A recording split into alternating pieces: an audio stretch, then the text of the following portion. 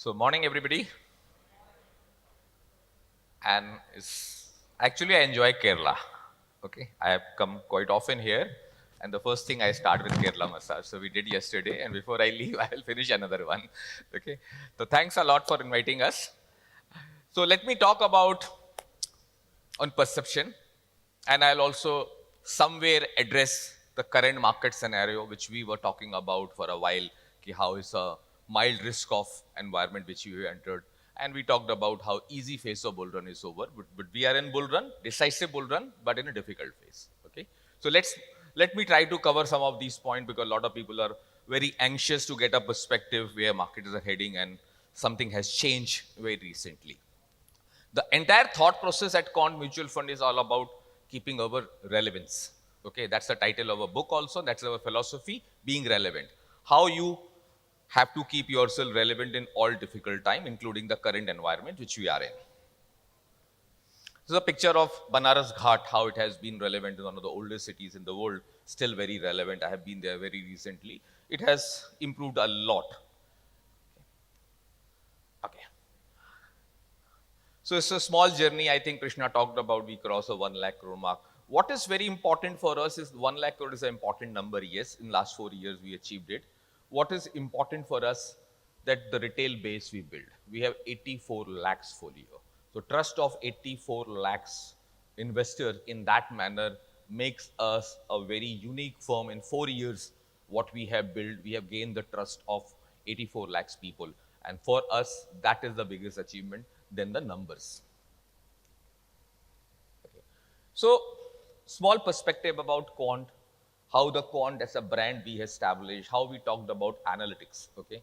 So, it's all about, we keep on hearing about research in the past. Okay. We have taken this thought process of research or pragmatic research to the next level of by bringing how analytics has been. Today's world, everybody talks about AI or ML, that we are AI or ML enabled. But what is important for us, we have been doing this analytics for 33 years now on my individual capacity, and Quant is an organization for more than 15 years. We have invested more than $24 million in last 15 years only on analytics. It'll give you a perspective what sort of investment has gone into it, and it takes time to build something. It's not been built in last 4 years. In the previous avatar of Quant, which we are running it, we have been doing that part. So it's all about analytics. Let's talk about 2 minutes about predictive analytics. Okay, and today's context becomes very important. I have seen whole life how people react on certain development, what we call it postmortem analysis, and media is the best to give you a postmortem analysis. Okay, but what is very important for us in today's world of AI, we have been using predictive analytics for a while. Okay, let's understand what is predictive analytics. We are not astrologer that we are predicting the market. Okay, what we say in very simple terms, we connect the dots. Okay, and if I have to connect the dot and see how the picture emerges. Okay, if picture emerges, pictures have more clarity, we take more aggressive view. If picture is slightly blurred, we lie low. And sometimes lying low is also important, and that is something is all about predictive analytics, when you connect the dot and see how picture is changing. And because we live in very dynamic world, data points are changing on continuous basis. So when you talk about high frequency data or high frequency indicator, how well we can capture through numbers. And that is the strength of predictive analytics. And it'll give you perspective, the current turmoil which we saw in the market very recently, turmoil could be a harsh word, but we have seen some amount of steep fall. And we were early to talk about in July, okay, how we have entered a risk of phase in this period. And it makes sense what we talked about, how the currency volatility will play out, how the global market will play out. It played out quite well, may not necessarily in exact timeline, but it is somewhere closer what we talked about. So when we talk about perception analytics, the whole industry, and I have also grown, keeping in mind, always talking about one-dimensional approach, that is valuation. Okay, everybody talks about valuation. That's the way even I have grown. Okay, and the challenges of one-dimensional approach has limitations. Okay, let's talk example. For last 6 quarters, we have been hearing the market is expensive, and market has been expensive. Then people give example what happened in 2000, what happened in 2008, what happened in 2018. This was the P multiple, and after that market corrected. Something similar, if I have to look at about the valuation analytics in 2023 onwards, we are in a similar situation. Market has not corrected. Okay, if data points were so important, then market should have corrected much earlier. Forget the month of October. Prior to that, market hardly any correction. So when you bring, just look at one dimension, you don't get answer. At Quant, what we try to do, bring the multi-dimension approach. So when you bring the second dimension about liquidity, let's understand liquidity, okay? Liquidity is not your FI numbers or the mutual fund numbers which comes into the very myopic picture. When we talk about global liquidity, today global liquidity is 2 times of global GDP. We have more than $190 trillion of global liquidity. It's important to understand this thesis. Let's compare 2000 as compared to 2000, 2024 global liquidity is few hundred times. As compared to 2008 also, which was the beginning of QE, a lot of central bank came together and pumped the liquidity, and a lot of people remember that was the highest ever liquidity. Today global liquidity, today let's say 2024 global liquidity is maybe few times of 2008 numbers. It is even few times of 2018 numbers also. So it's very important to understand this important dimension about the liquidity. Third aspect, which is one of the topic which I'm going to cover about the sentiments, which is talking about how you bring the perception angle. Okay, so when you talk about sentiments for India, something has changed, which I will cover it. The third dimension, perspective is positive. So India liquidity is still rising and good liquidity is rising. Perception is very strong. So 2/3 data points were in your favor, only 1/3 was not. And hence, to say that market has peaked out a year back or 6 quarters back was not fair. So now, again, this dimension also can be looked into it from a decadal view perspective, long term, short term, near term. A lot of perspective you can bring. You can't just talk about only things. So we can talk about various scenarios, how also it works. So we at Quant talk about that we specialize in looking at liquidity analytics, perception analytics, or any sort of data point. So we have arms and ammunition to fight next decade battle. It's all about data. This briefly we have covered. So let's talk about today, I'm going to talk about perception analytics. Okay, very important subject. Now, if you really look at in the market, we have grown with the analyst community, and I was part of that community. And the entire emphasis is based on data. What could be the next 3 years forecast? What could be 5-year forecast? Some people even can go out and talk about 10 and 50-year forecast. But ultimately, all these forecasts are based on certain assumptions. And you tweak some assumption, the entire perspective changes, or you can have a positive or negative surprise. Now, earnings you can forecast, and this is what we have grown. Nobody talks about forecasting the multiple of the companies.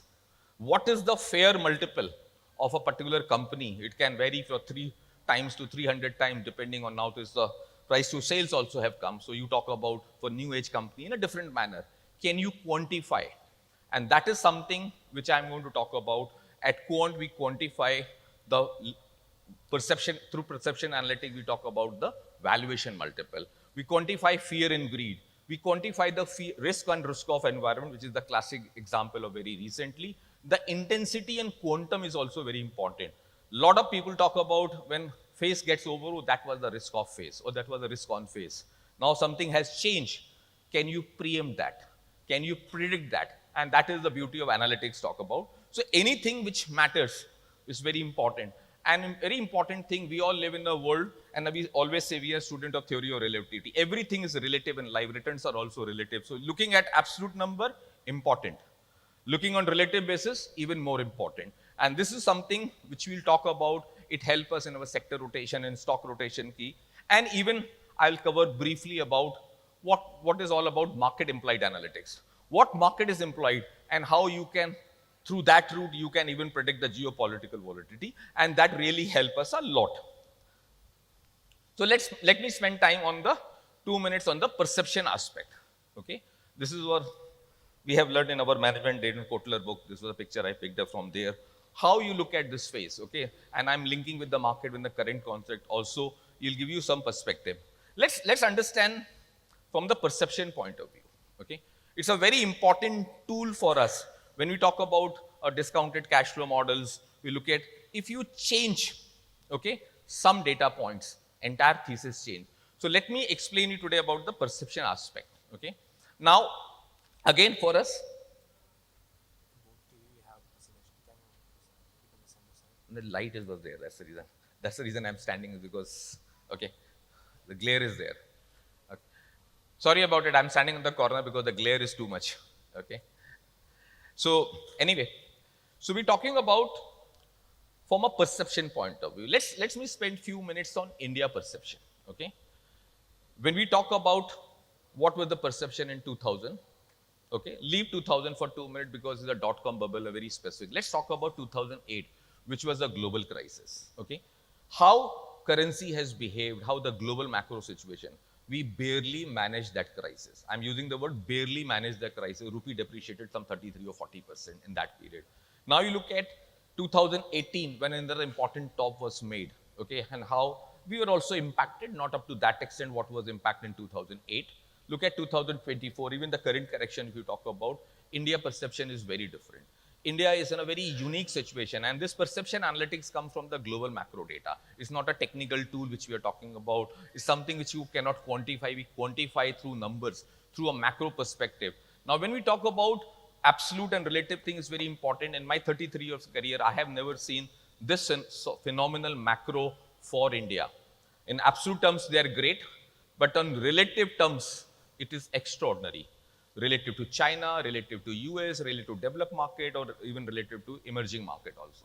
So that is something what we have to understand when lot of analysts, and due respect to a lot of people who have seen cycles for India for a long period of time and talk about India is expensive. So I just want to address that point.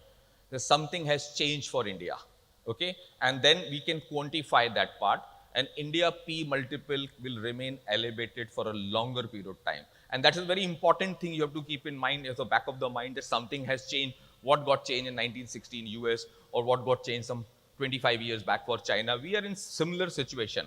It is very difficult to pinpoint exact data points, but if I have to take a bigger call, we think this cycle has potential to last till 2047 when our demographic cycle peaks out. That could be a longer term call, or if I have to say today where market is heading till 2047. Now, that is the big picture. Now, don't get carried away with the big picture, that macro picture is so young, so phenomenal, then market will not correct. So, no moves will going to be linear, and we'll talk about that part also. But that is the back of the mind. Why I'm harping on this perception aspect is for you guys, very important to understand. A lot of people say, can I pull out from the market? I'll reinvest when market correction. It's very difficult to time that part. Now, if something has really changed, it means you have to remain invested, and the culture has changed. Look at today's retail thing. I always talk about there's a thesis that every bull run has a leader. In 2003 bull run, which was led by FIs, they made tons of money in India. 2007-8 bull run or 2009 April bull run started led by the HNIs and family office. They made good amount of money. 2020 bull run started in April is led by retail. Retail has a very large base. And if you even look at today, despite market corrects and a lot of concern happened from the FI's perspective, market remains very strong. Why? Because domestic liquidity is very meaningful. The real retail M2M, which they have made in last 4 years, is pretty large. And if I have to quantify, and that's the reason this flow has potential to last for a longer term perspective because retail base is very large. And this is the one reason why a lot of FIs are even quite amazed how domestic liquidity remains so strong and so vibrant. That's very important for us to keep at the mind as a distributor. When you talk about, you understand from a retail perspective, that's nowadays the pressure on distributor is so much, the retail guys come and tell them, okay, you don't remain conservative, I want to put money. Okay, distributor call us and say that why you're raising cash. In between we're holding a very large amount of cash. We get calls, why you're so conservative, I'm confident about the market, why don't you deploy money? So that this is something, I'm just for example, I'm trying to explain you, but obviously it talks about near-term euphoria also. Okay, this level of euphoria is getting built in certain pockets. Retail guys are educating distributor and distributors are educating money managers. So you can understand level of hype which gets created sometime. So let me move to the next slide. Now, very important piece if I have to talk about.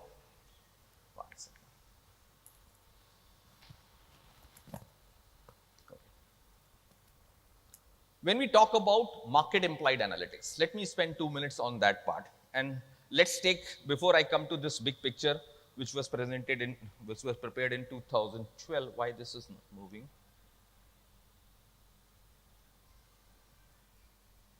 Why slides are not moving? I can see it here, but it's not coming.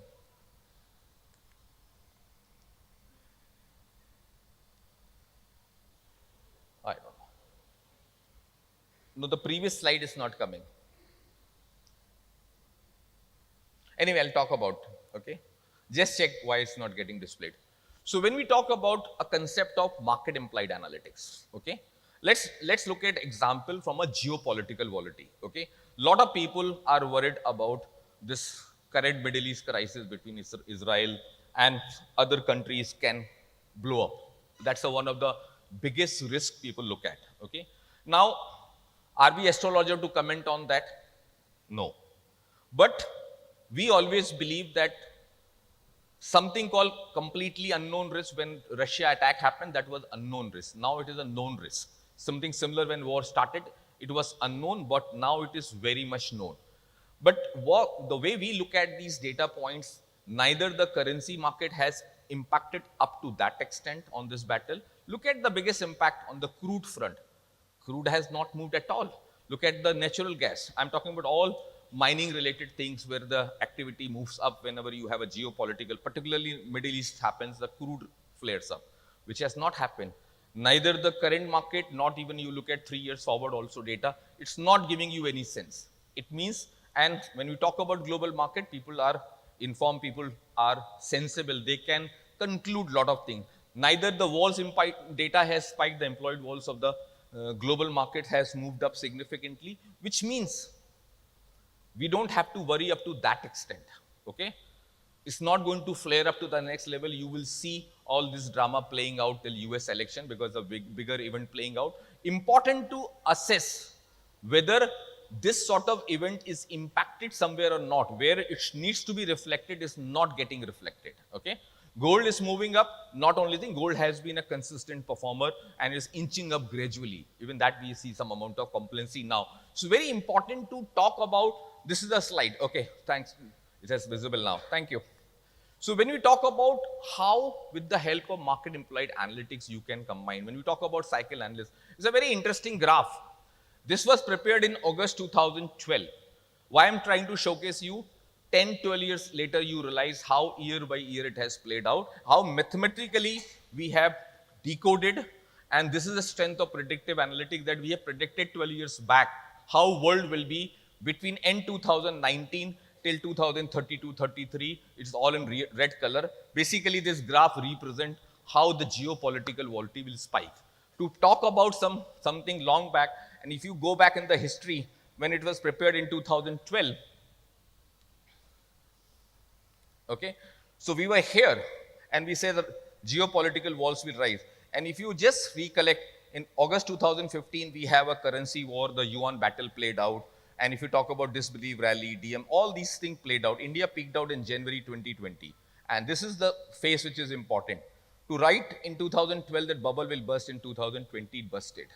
It's very important. End 2019, we talked about this red color. We also talk about biological war, cyber war, economic war, highest ever crude prices, wheat prices, inflation. Small trailer you saw, big ugly picture for the global market is still pending much later. Okay, so it's very important. We're not trying to scare you. It'll give you perspective. Even every crisis, there is opportunity. When we build our company in this crisis phase, also when we spotted this is the phase which is coming around, it's important for you to understand. When in 2019, this was the back of the mind. We shifted from high leverage economy stock to the pharma sector, healthcare, IT, FMCG in a big way, which played out. And the reason 2020 our outperformance was meaningful because market corrected, we also fell. But our portfolio was skewed towards this sector and market rallied, we were the biggest beneficiary. These are the larger thesis we want to talk about.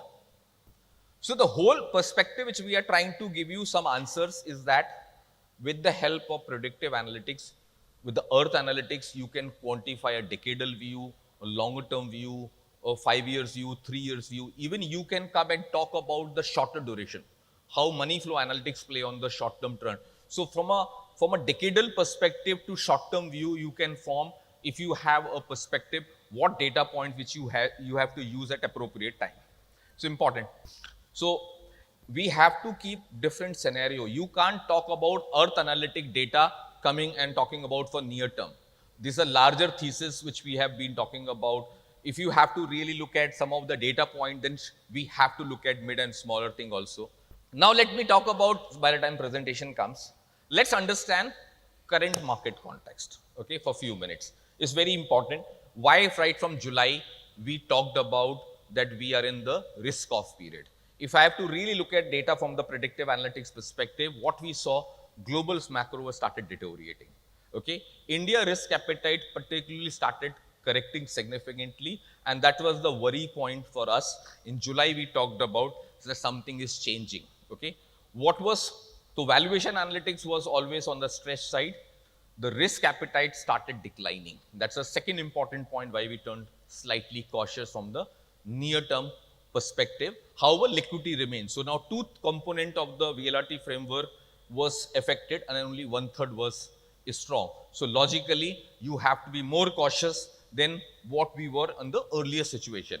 And when we talk about this phenomena globally, look at, as compared to India, China risk appetite for last 2-3 months has bottoming out.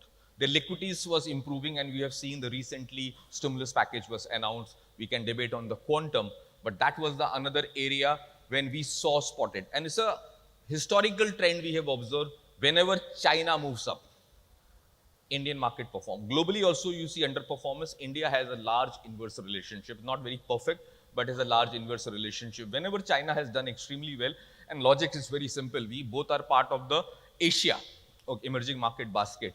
If one segment moves up, so when China was affected, a lot of money came to India, and now if people have made tons of money in India, on a relative basis for FIs, it was making a lot of sense to shift their money, and that's the phenomenon. When we look at sitting in India, we don't have choice. So we have to manage our risk either through sector rotation, stock rotation. Yeah, so I'll quickly talk about, perfect. This is the slide where we talked about how help of predictive analytics in 2012 when we wrote. The entire book of 2019 was based on this J curve. And we talked about how longer term, short duration, and all sort of cycle can play out. I'll skip it now. Okay. So this is, let's talk about current scenario, which I was talking about, whether I'm trying to more from a behavior perspective, is an illusion or delusion. Okay. And that is very important. Now, what is important for us to understand? We say that difficult phase of market often appears when everything looks very nice. Okay. And this is something which we talked about, how something has changed globally. US is a very important data point for us. And when we talked about in July, that July to September, we said that employees' volatility of the cross asset, cross market will remain elevated. And we also talked about worry on the currency front. And we saw what happened in the month of yen movement happened in the month of August, and the whole carry trade unwind fear brought the market globally down. India was not impacted up to that extent. So it's an important aspect that it's like in rainy season.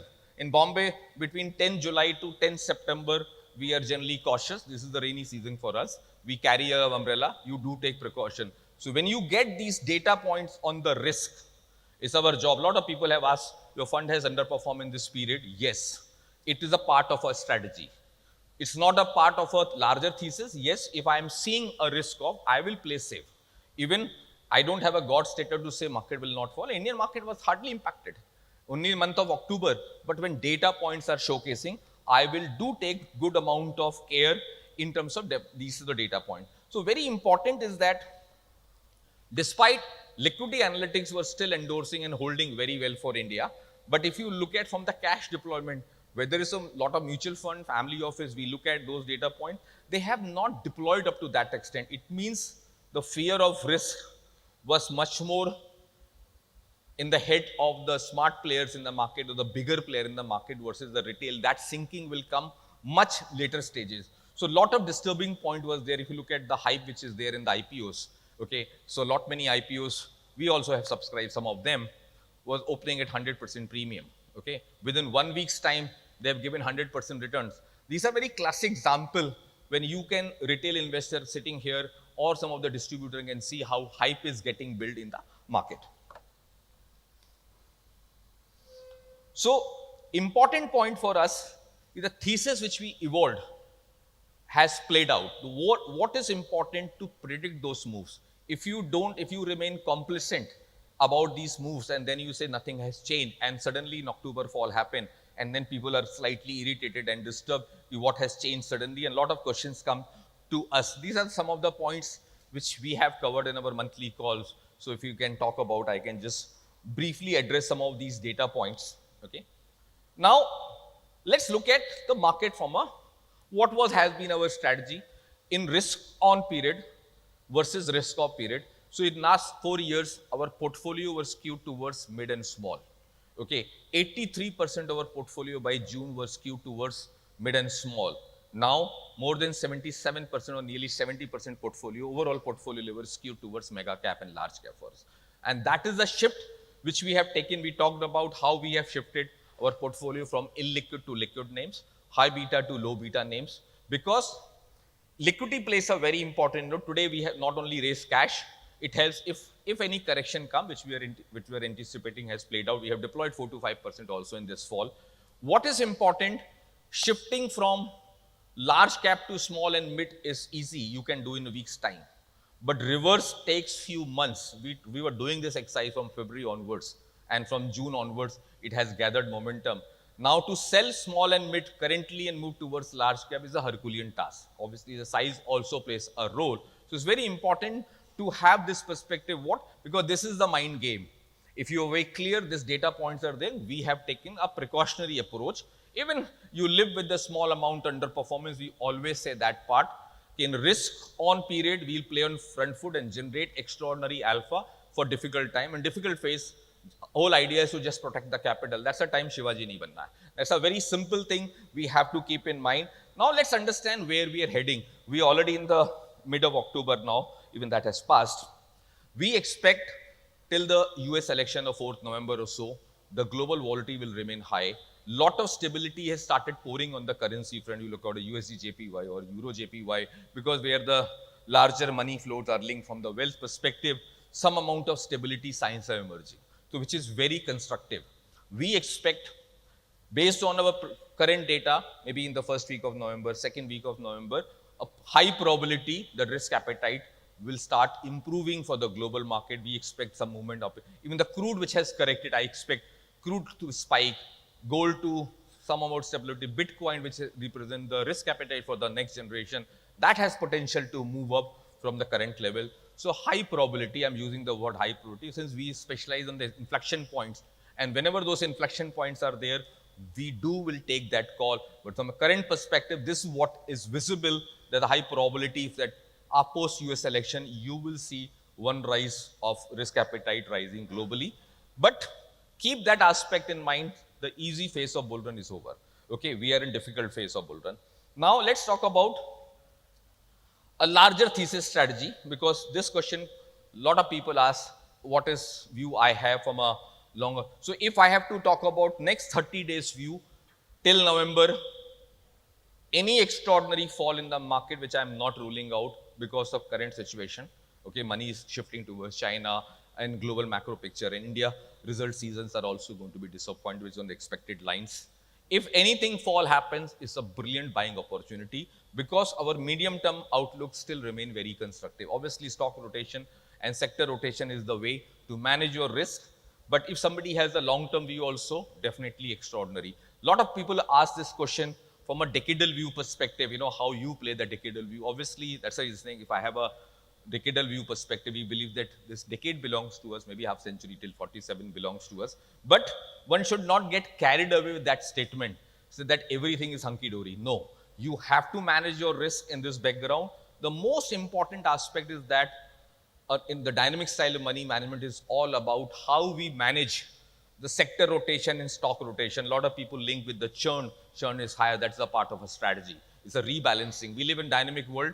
Data points are changing, so our rebalancing also has to be dynamic. This is what we do, and that's the reason we say that buy and hold strategy, the era has passed. Globally, it passed in US long back. It takes time for us to assess that thing. Lot many people have now started understanding that something has changed, and we also changed. We are the relatively early to identify that trend, and we are trying to change a lot. Thanks a lot for your time. Thank you, Sandeep ji. Can we have the president of AIFA, Mr. Jagdish Pai, to join Mr. Sandeep Tandon on stage, please?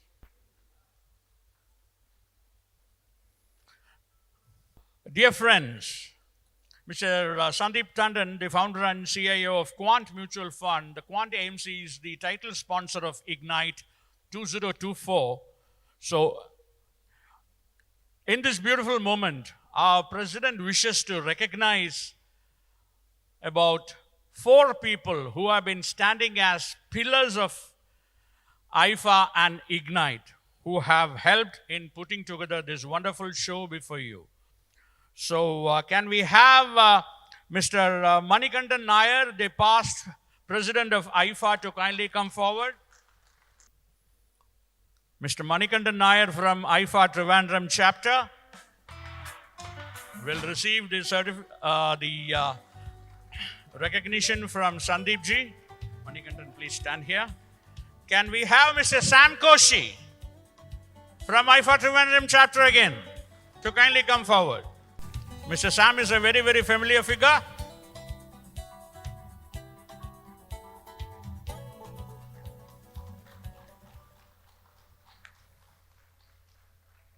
Can we have Mr. Benzi Thomas to kindly come forward, please? Mr. Benzi again from Kottarakara, belonging to AIFA Trivandrum chapter again.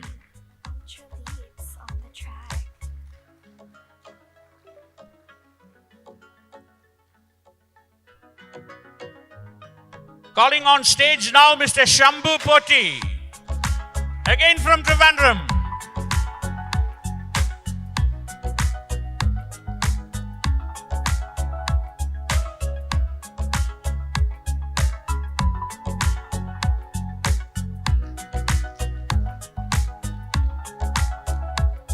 Gentlemen, putting together this show like this is not a child's play. More than 650 registrations and about 150 AMC people, plus the technicians, staff, venue, so many things. Everything's woven together, brings out this wonderful fabric of Ignite. Thank you so much.